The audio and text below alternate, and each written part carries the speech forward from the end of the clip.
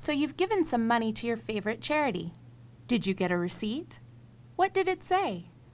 You think everything's okay with that receipt? Not so fast. Western CPE's Sharon Kreider is a sharp-eyed California CPA who knows her way around tax law. At a recent live seminar in Modesto, she told the sad tale of a man who didn't get a correct receipt and lost a huge charitable deduction. Important on documentation is the David Durden case. He gives $26,000 to the church. Now you can figure out if he gives $26,000 a year to the church, he gives about $500 a week, right? So he's giving a $500 check each week to his church. He gets a receipt. Thank you for the $26,000 donation you've made to our church. He does not get the deduction. Why not? He has a receipt. He has canceled checks. What's wrong? The receipt isn't right.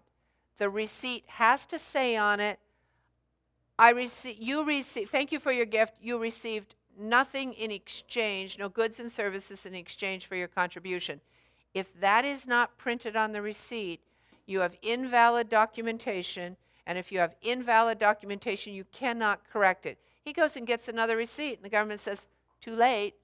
He gets zero deduction. Well, actually, he had 3 tiny checks. He got a deduction for $300 out of the $26,000 because his receipt was wrong. What's the solution? Well, obviously get the right receipt before you file the tax return, but I think part of that is for you and me. I think if I had a client with a $26,000 church contribution, I should get a copy of the receipt too. You know, he's usually waving it around a little bit. Keep it. Just take one little glance at the bottom. Says the right words on it. Stick it in your file. You've got it in your electronic file cabinet. Now there is record right there that it's done right. The more records we have, no, I'm not going to ask him for the $500 receipt, but for $26,000, that would have been a very good question for the tax preparer, wouldn't it? And then there is the sad story of a landowner who had his property appraised by himself.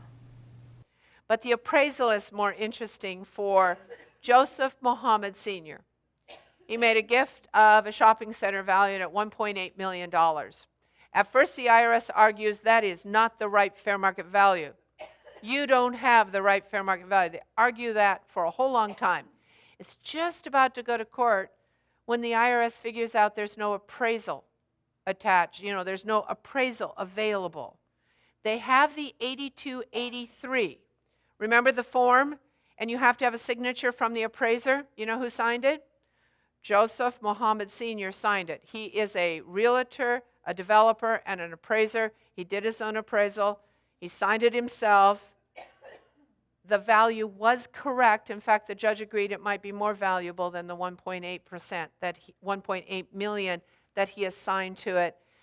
He lost the whole deduction because he didn't have an appraisal. He did save money on tax preparation, though, as he did his own tax return. 16 hours of cases like that and their solutions from Sharon Kreider and California state tax expert Karen Brosi in a live seminar. There are 6 left in January at these locations. Or get your Western CPE federal and California tax update in 16 hours, or a shortened 8-hour version in the comfort of your home or office with that webcast from Modesto. For a look at dates for these locations or to grab a webcast, go to our website, westerncpe.com.